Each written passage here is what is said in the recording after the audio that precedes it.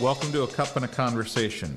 I'm Grant Onks, Community Economic Development Director for the City of Brunswick. Today I have Greg Clement, President, CEO, Grand Poobah of Mapleside Farms. He and his wife Kelly bought the farm a number of years ago, and we're going to learn all about that as well as all the different activities that take place there. Greg, thanks for coming. Oh, it's awesome to be here. Thanks for having us, for sure.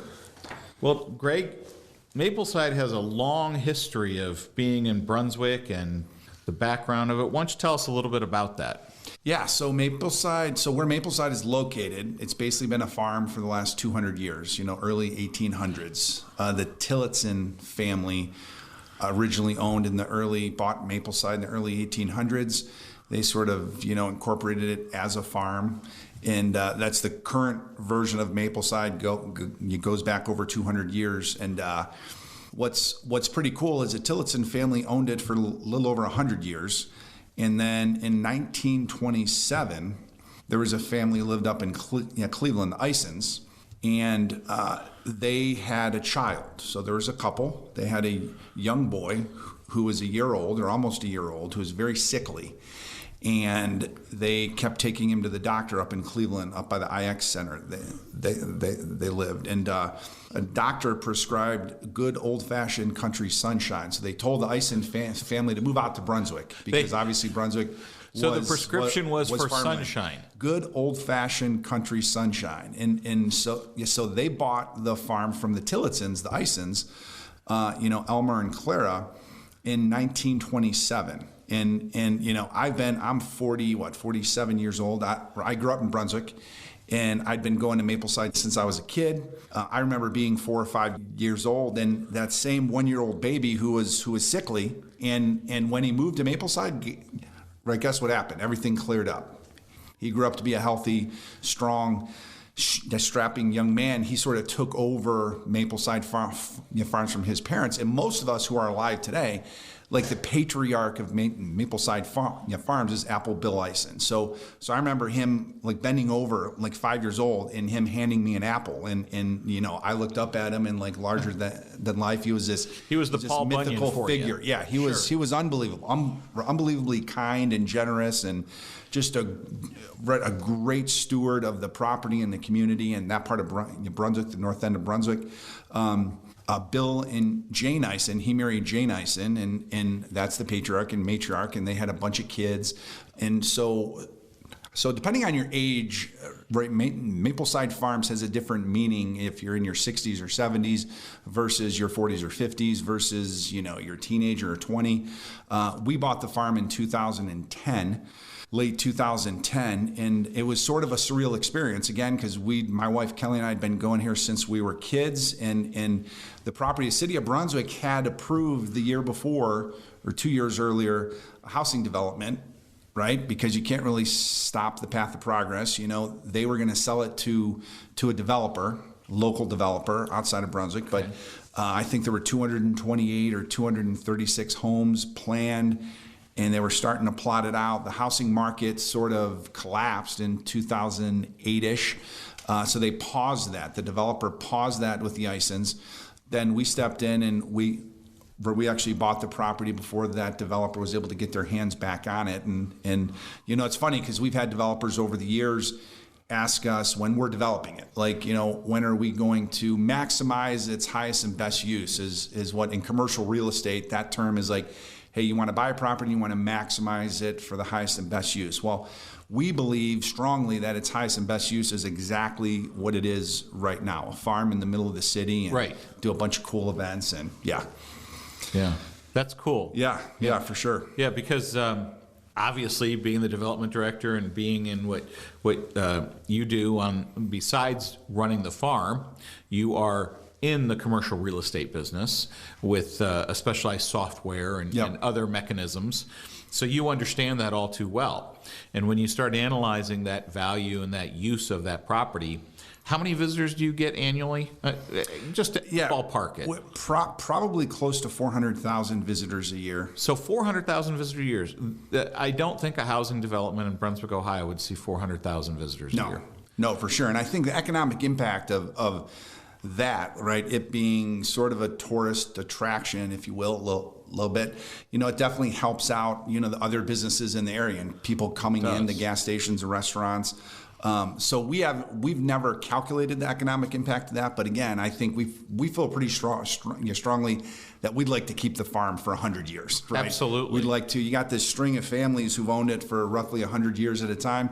Hopefully, the Clements can have it, well into the end of this century. Well, you've got 3 up and comers that certainly could potentially be part of that evolution over time. And who knows, by that time maybe kids are riding AI horses. And so it's the experience of going up and down and at the same time you're sitting in your lazy boy chair. Who knows? Virtual reality is going to get big for sure in the future.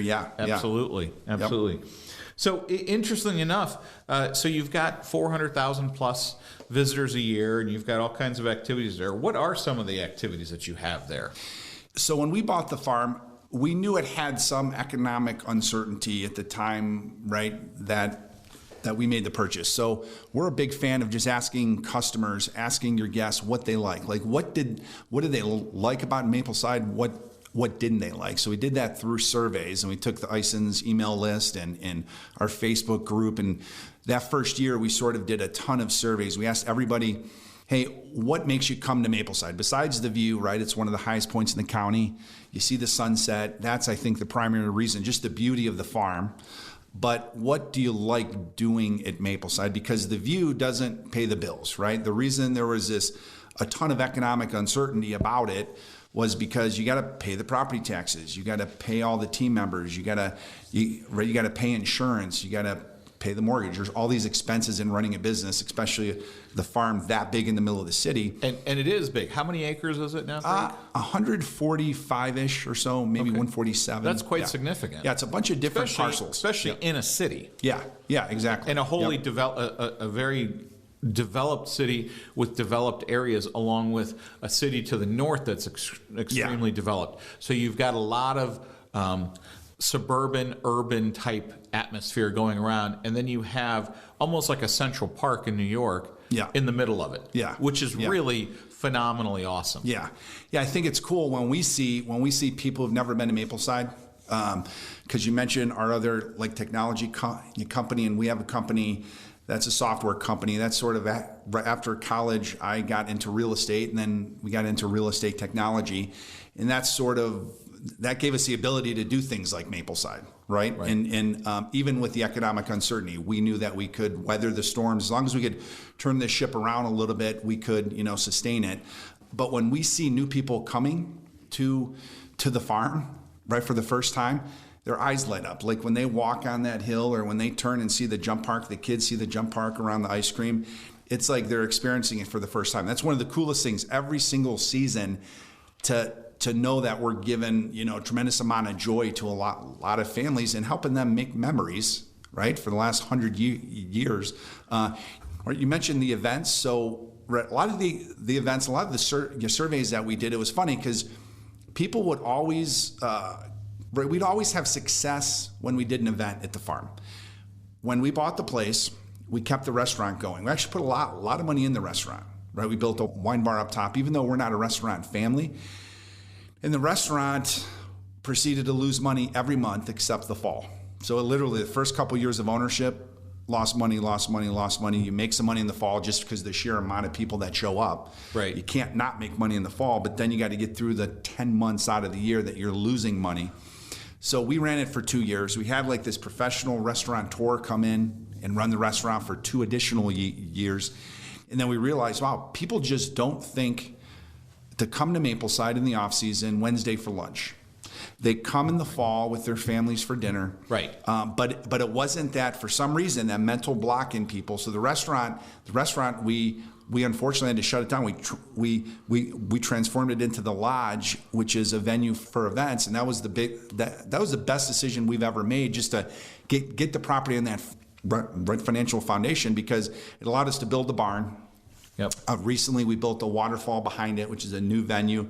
So now we have the Lodge, the barn, and the waterfall. You could effectively have 3 weddings going on at the farm or at one time you could have 3 corporate events. You can have a class reunion. We do proms and homecomings. So it's really cool. It gives us that stability. And then we do the concerts in the barn in the winter, right? There's not a lot of weddings in the winter in Northeast Ohio, so we do concerts in the barn. We do the concerts on the hill, right? The concerts over the valley in the summer, which everybody loves. We get from 2,000 to 5,000 people, on the hillside every week. We do our festivals. Our flagship season is Pumpkin Village in the fall, mid-September through the end of October. It's only 6 to 7 weeks a year. But the farm morphs into this, one of the coolest family experiences in the country. It's really a living, breathing organism. Yeah. It really, it comes alive. Yeah, it really does. It really does for sure. And it's not just a pumpkin patch. It's not just a place to get a hayride. We have plays like professional actors who do a play.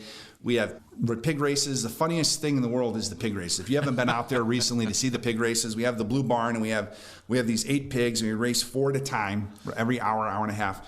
And the crowds are ridiculously large. And we have 2 professional comedians who come out, and it's the MSPN, Mapleside Sports Network. Okay. And they do this whole show, dog and pony show, with the pig races. People absolutely love the pig races. It's over pretty quick. You think that pigs are slow. These pigs run around that track pretty quick in under a minute. But it's a great build-up anticipation. Then, boom, we open up the gate, and they run around, and we give them a treat, when they get – that's how you train little piglets to run, because they don't like to run. But we train them with food. So we put food at the end of the race. It's like Pavlov. I'm assuming you're not giving them bacon. No bacon. Okay. No bacon. Like sugar Oreos. Sugar Oreos. They're number one food that we found. Yeah, Oreo cookies are great pig food. Right? It's amazing. Yeah. That's very cool. So you talked about weddings, and weddings is really a huge business all across the country and the world. How many weddings would you estimate a year you're doing there? We do a little over 100 weddings a year. Wow, that's a lot of weddings. Yeah, because again, in the weekends is 6 months. Our season, we have peak season and then off season. So from May through November, we'll do 4 to 6 weddings a weekend.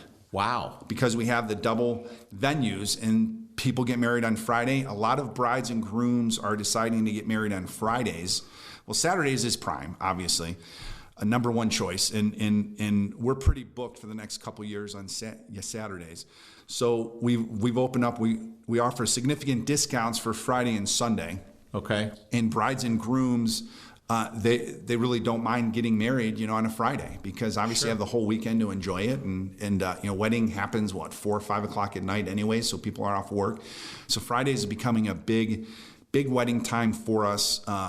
And it's about execution. We partner with Taste of Excellence, which is a great catering partner right down the hill in Strongsville. So they handle all the calls. We have the venue, then they handle the catering and all the planning and all that stuff. Sure.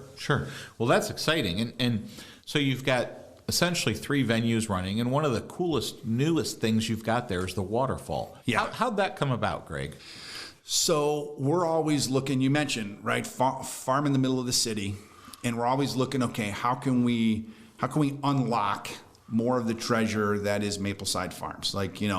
It's this incredibly beautiful and authentic place, and we don't want to develop it, right? We don't want to put big buildings. We don't want to put apartments. We don't want to put assisted living facility there. And we've been approached over the last 10 or 12 years by, dozens of different developers or people who have ideas for what we should be doing with Mapleside. Right. So we have to realize that, okay, we're a very cool, beautiful place to do an event like a wedding, or to come with your family for an experience like Pumpkin Village.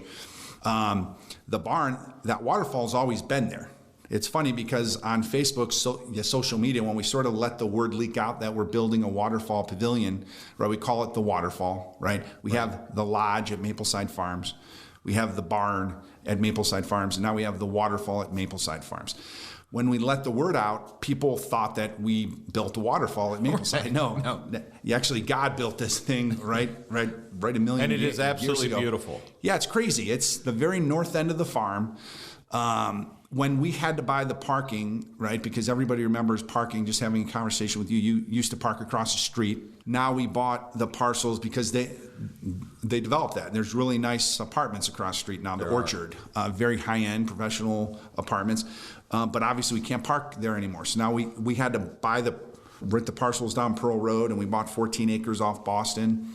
When we did that, we sort of, hey, we have this waterfall. We're not doing anything with it. So behind the barn, we just cleared it out. It was like brush and weeds, and cleared that out, and you can see this waterfall. So we just cut the tops off 2 grain bin silos, so these 45-foot grain bin pavilions, cut the tops off them, the roofs, and we mounted them, poured a concrete pad essentially, and we essentially carved into the earth, into the rock, because it's all rock there. Right. The crazy thing is about that part of Brunswick, like with Princess Ledges, going all the way down that fault line, they say it's the foothills of the Appalachian Mountains. It's in a historical book for Brunswick or something, and they say from that point right east, it's hilly and rocky. You get into Hinckley, North Royalton, and it is. And from that point west, that's why we can see for so far. It's flat for hundreds of miles, and you get into like Columbia Station and Elyria. Like you can almost see Cedar Point, right? Right. If you take a pair of binoculars, you can actually see the Top Thrill dragster. You see it out there, and you take binoculars or a telescope, it's that. Right. So that's crazy. But we got this idea to build the waterfall just to sort of unlock that part of the farm, the beauty of that part of the farm. It turned out really well, for sure. Oh, that's great. That's great. And you know, so the 3 families that have had it over the years, with the Clements now being the holders of the property, if you will. What does that mean for you? Describe for me how that family interaction works for you. So we view it as, right, you can't take it with you when you die. And I think that God has assigned us to be the stewards of this farm for right now, right? But it's really God's property. It's God's land. We're managing it. We're helping it. We're trying to grow it intelligently. I think our boys, so Kelly and I have 3 boys, Manny, Jonah, and Elijah. Manny's 22, just graduated from college. Jonah's a sophomore at OU. And then we have a freshman at Ed's, right? So all 3 of them have worked at the farm right from the year we bought it. A lot of their friends have worked at the farm. As a matter of fact, that's what gets us through the fall. I'm not even kidding. We go from 5 full-time employees year-round, like salaried team, to almost 200 employees in the fall, like year-round. So to grow, to expand like that, we need people we can trust. We need friends and family. If you come to Mapleside, that's why it really feels like this sort of cool atmosphere if you talk to the team members, because we know a lot of the people and it's their friends. So I think we put our boys to work, from doing kettle corn to making donuts in the snack shack, to sweeping the floors, to picking apples, to planting grass seed. The boys, like Manny as an example, could drive a tractor when he was about 14 before he got his license. And we didn't have farming experience. Before we bought Mapleside, we didn't.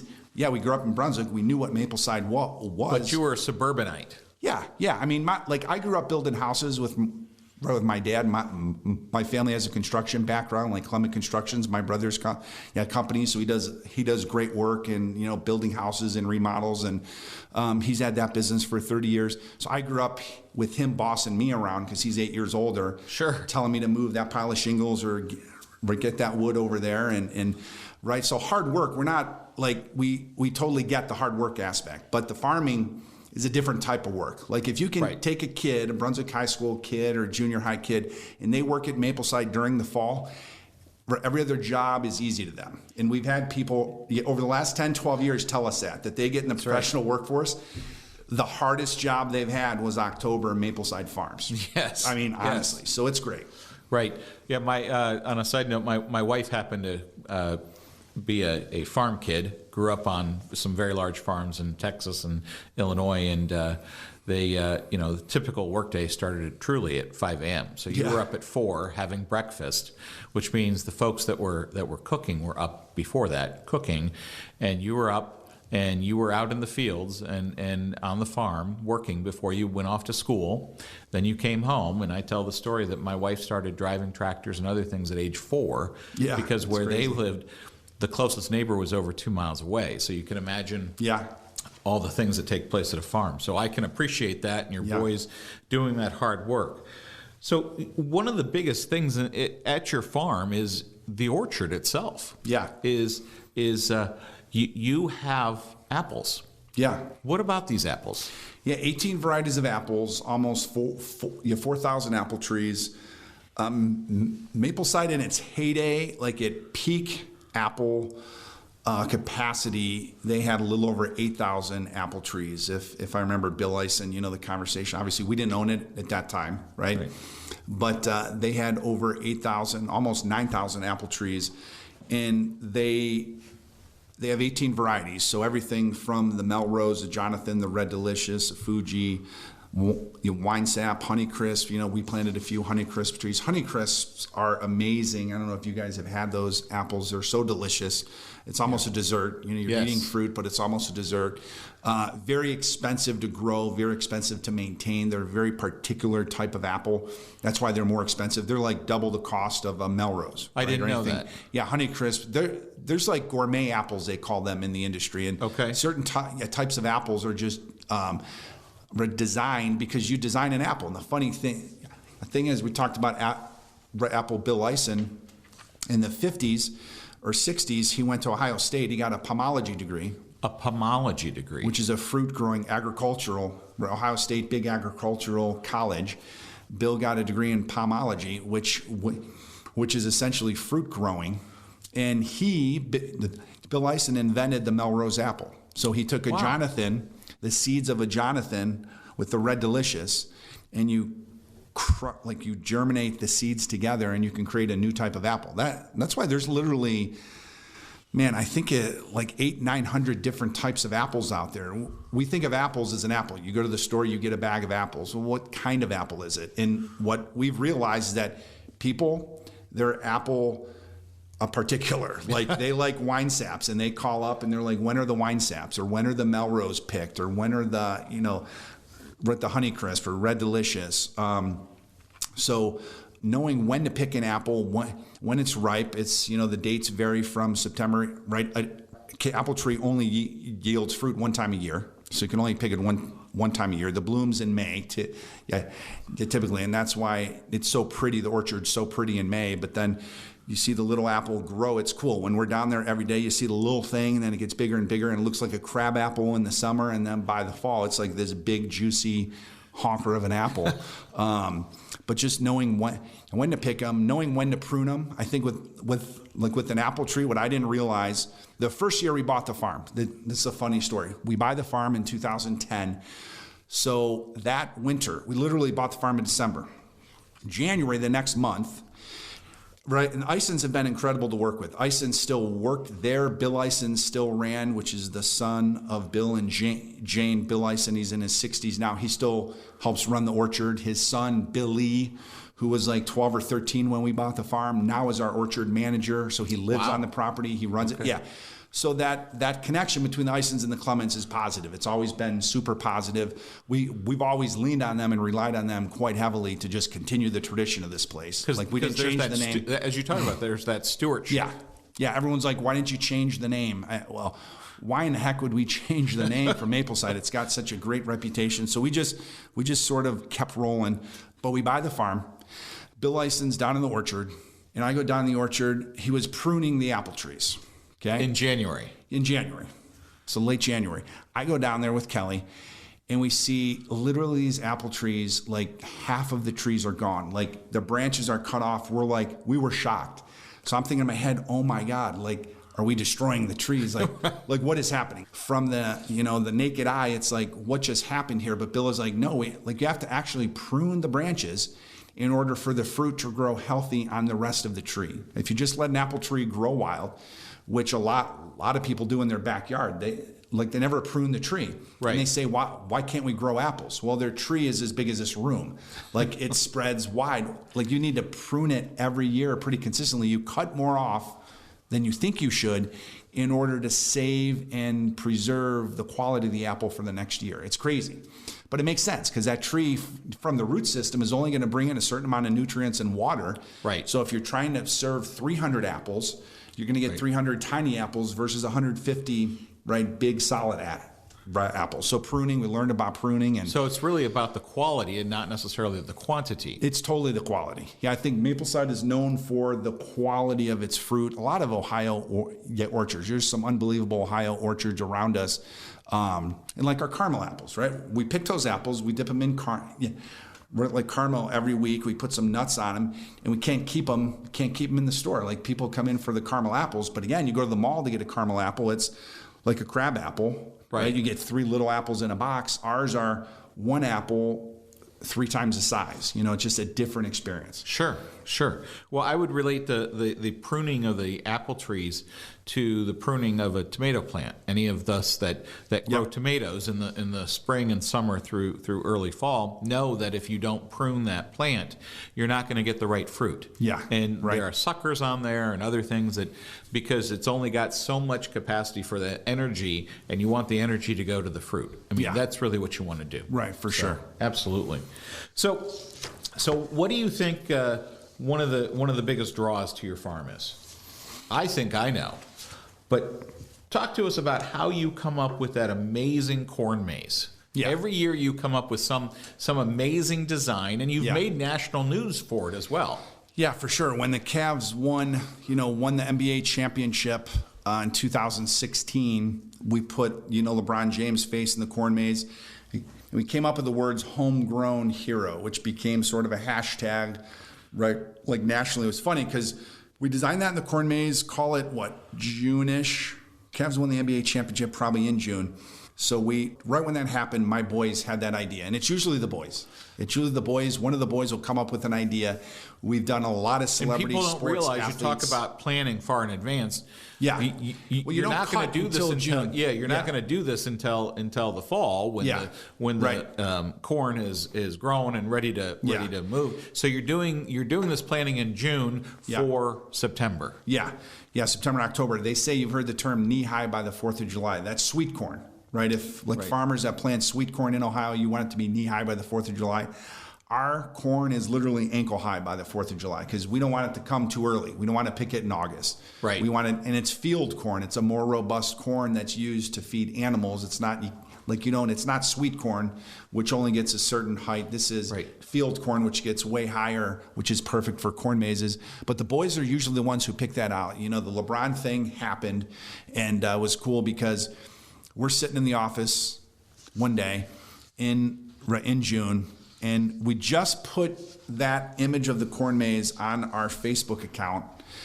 Within a few hours, the Cavs reached out to us to ask us if they could share that image on Instagram, and we're like, yeah, right, absolutely, it's the Cavs, right? So they shared it. Within a few hours of that, LeBron James himself was tweeting, Kelly and Greg Clement, we're big fans of you guys too. We love what you're doing, but keep up the good work. He had at the time 48 million Twitter followers. So once LeBron tweets something, then the national news, ESPN and CBS Sports, everybody picked it up and was reaching out to us, and that was cool because it's something like you get a creative idea, right? Ideas don't grow business, but execution of ideas grow a business. So when you execute on something, to get that recognition was super cool. That's very cool. But you've also had other recognition. You were voted in 2011 America's Most Beautiful Farm. Yeah.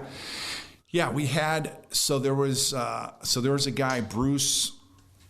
I can't remember his last name. Bruce Ward. He was the head of President Obama's Rural Advisory Council. He ran a contest in 2011. And he wanted to do America's Most Beautiful Farm. So he picked himself the top 10 most beautiful farms in America. Okay. He picked an apple orchard in Ohio, right, Mapleside. He picked, a dude ranch in Montana, a farm in Texas. He picked a winery in California, the Napa Valley. He picked an orange grove in Florida. Geographically, he was well positioned. Sure. And then, I knew as long as we would get one of the top 10 spots, I knew that we'd win, because we like in my other companies, we're really good at marketing, and we have very large email lists, and right, and subscriber basis. So I knew that, hey, if we could get in there, that we could send some messages out. And Mapleside had a large following at that point anyway. The Isons had, I think, 20,000 people on their email list. They had like 20,000 fans on Facebook.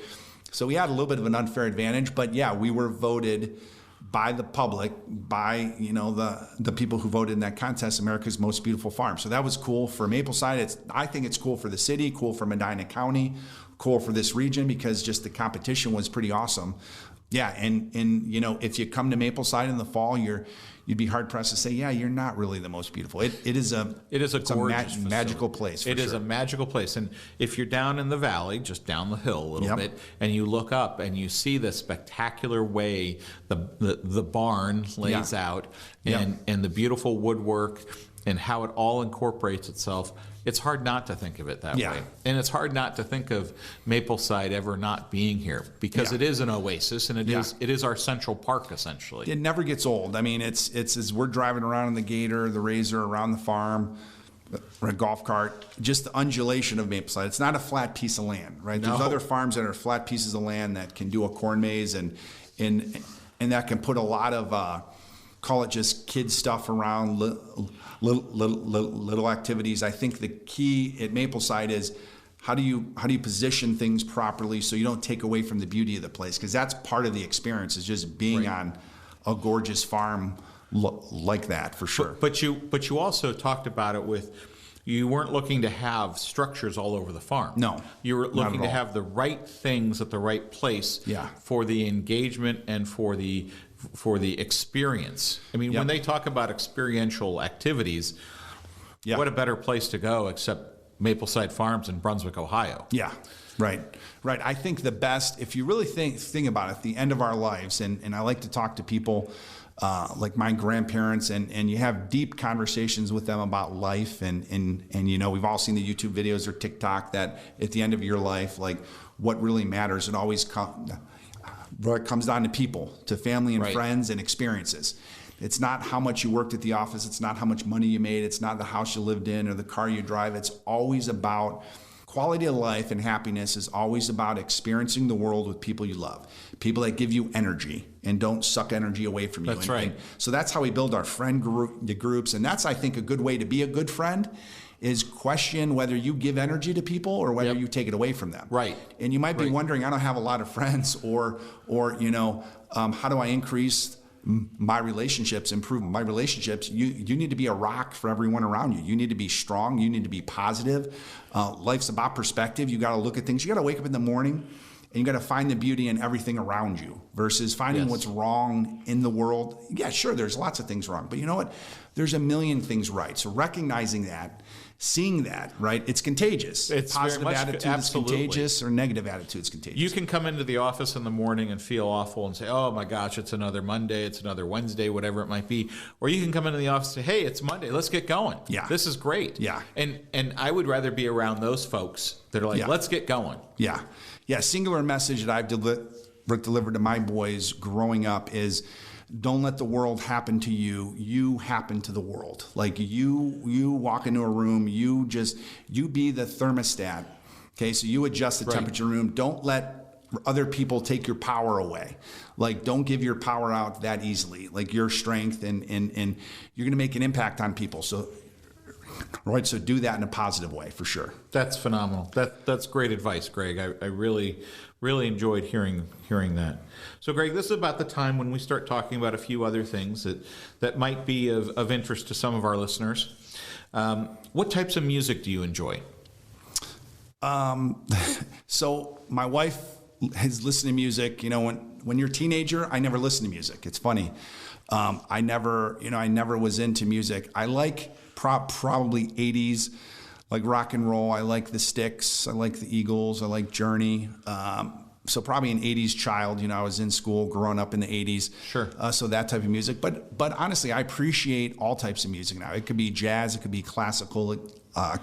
Country is awesome. I like Christian music. It's. I think in the last 20 years, Christian music has morphed from like going to church on Sunday sounding to amazing, talented artists just rocking it out. And you know, Christian music can move you. Faith is extremely important to me. That's sort of my foundation in life for sure. So I think just listening to you know, good, positive, uplifting music, whatever genre, that's what I like to do. Okay, great. And you can actually see that from your music in the valleys. I mean, you see what you do at the farm, and you're not seeing negativity at all. And when you talk to your folks there on staff, they talk about how things are going in a good perspective. Yes, absolutely. So, favorite vacation spot?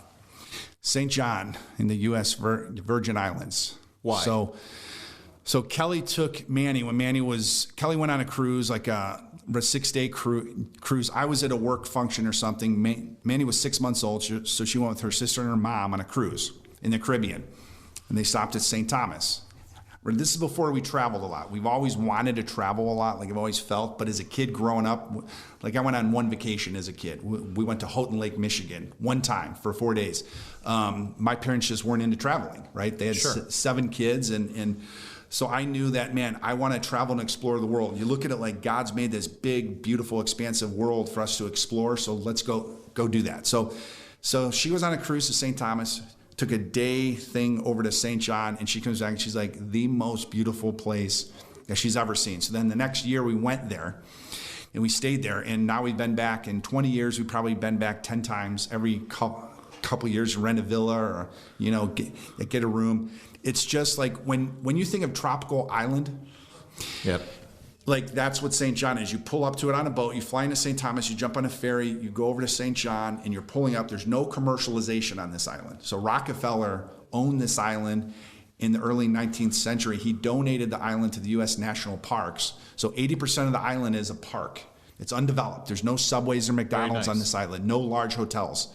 So you think of tropical island in your head, like in a movie, that's St. John. You get there and the beaches, the hiking, the beaches, the water. I mean, it's just ridiculous. It's gorgeous.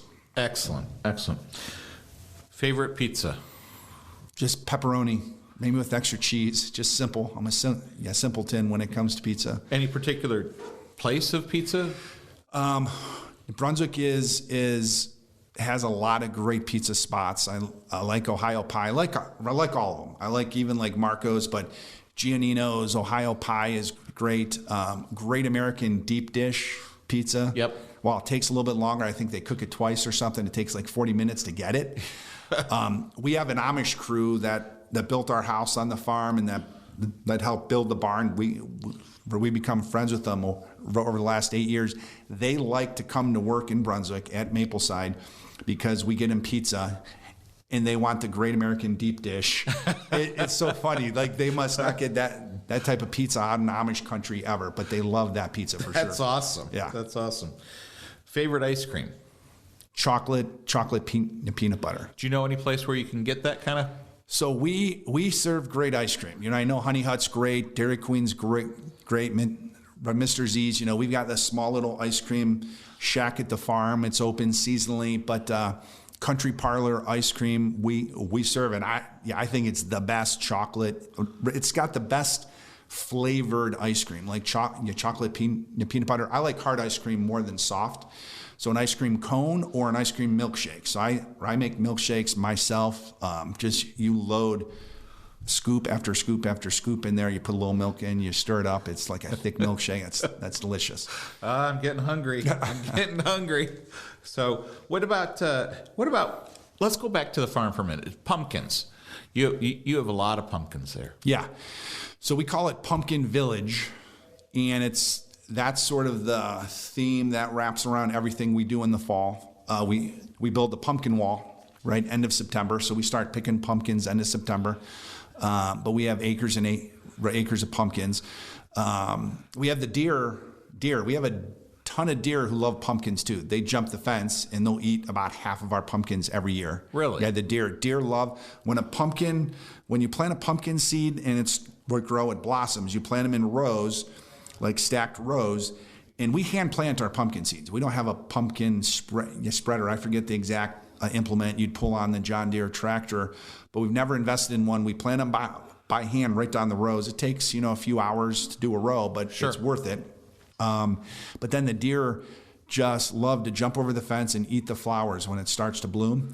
But yeah, there are 82 different varieties of pumpkins. I didn't know that. The first year we bought the farm, we did research on that. We planted all 82 seeds. We had to buy seeds from all over the world because some seeds are just like over right in the Scandinavian countries. Like, we had to get seeds from all over. We planted all 82 varieties, at least a dozen seeds of each. Only about 45 or 48 took. Okay. But we sold all these different varieties of pumpkins. So we're sort of known not just as the pumpkin place where you buy an orange pumpkin, but you could get a lot of different varieties of pumpkins and gourds and the ghost pumpkins, the white pumpkins. Yes. People love the white pumpkins. It looks like a jack-o'-lantern, looks like an orange one, but it's obviously like bright white. So we do some cool things with the pumpkin. We build a pumpkin wall every year and put all different types of pumpkins in there. So super cool. Yeah. Very cool. Well, I grew... I like growing a large vegetable garden myself, and I grew pumpkins for the first time this year. And what we found is after we got them home, because the garden's at a different location, it's quite a delicacy for the squirrels. The squirrels actually ate into the pumpkins, cleaned them all out, kind of lived in there, and then would poke their little heads out. And we weren't very pleased about that, and my kids were quite upset because especially our middle child, who really is the grower of these. And so Dad took the rest of them, put them in the garage, and we'll carve them up. So, it's a big thing, right? Pie, pumpkin beer, which is sold out all across the country. Pumpkin beer this year. These breweries only make so much of it, right? Because it's seasonal. It's seasonal, right? It's like a bakery that opens up in the morning, bakes everything, and then by 2:00 they're sold out, or 4:00 they're like whenever they sell out, they're sold out. We operate in much the same way at the farm. But the different pumpkin desserts that you can make, like we make pumpkin donuts. We make these homemade apple cider donuts that are like famous. Like people wait in line, and we're trying to get the lines down. We're trying to pump these donuts out as fast as we can with cinnamon sugar on top. But people come up and they buy 4 dozen. Oh my gosh! Or three dozen. So, but we make during Pumpkin Fest, the 2 weekends, early October, we make these pumpkin flavored donuts with cinnamon sugar. I mean, they're ridiculous. Like you put it in your mouth, and it's just like, man, I could eat 6 of these easy. I try not to, but it's crazy. It's crazy. No wonder everybody wants to work there. Yeah. And they want to work in the snack shack, which is where we do the donuts. Yeah. That's awesome. So if you were standing in line and there was a stranger in front of you, you never met the person before, and you got to talking with this person, what one piece of advice would you give this person? So not at Mapleside. You're saying just you're standing in line at the DMV, Department of Motor Vehicles, or you're standing waiting for something else somewhere. Yeah. And you get to talking to somebody. Yeah. What is it that you would tell them? Yeah. So I would tell them that most people at some point in their lives will question the meaning of life. And it could be as a teenager, it could be in college or 20s. Right. For a lot of men, I think it's in our 40s when we've worked and we've established something, or maybe we're not at the level we thought we'd be, or we have more success or less success, we start to question like the meaning of life, and is this it? Is this all that's there? Because we're always searching for, right? We think that goals and success is a destination, and we've heard the term it's the journey, but it really is the journey. It's like you'll never arrive. So my advice is the meaning of life is that there's meaning in life, in living, just in waking up in the morning, taking a breath, enjoying what's around you, right? Adding energy. We talked about, just being a good positive impact and influence on people. I think you want to be the type of person that people walk away from and they're like, man, yeah, I'm better, right? I'm better because I met that person. They're a giver. They're not a taker. But I think it's that simple. The meaning of life is that there's meaning in life and just living. Excellent.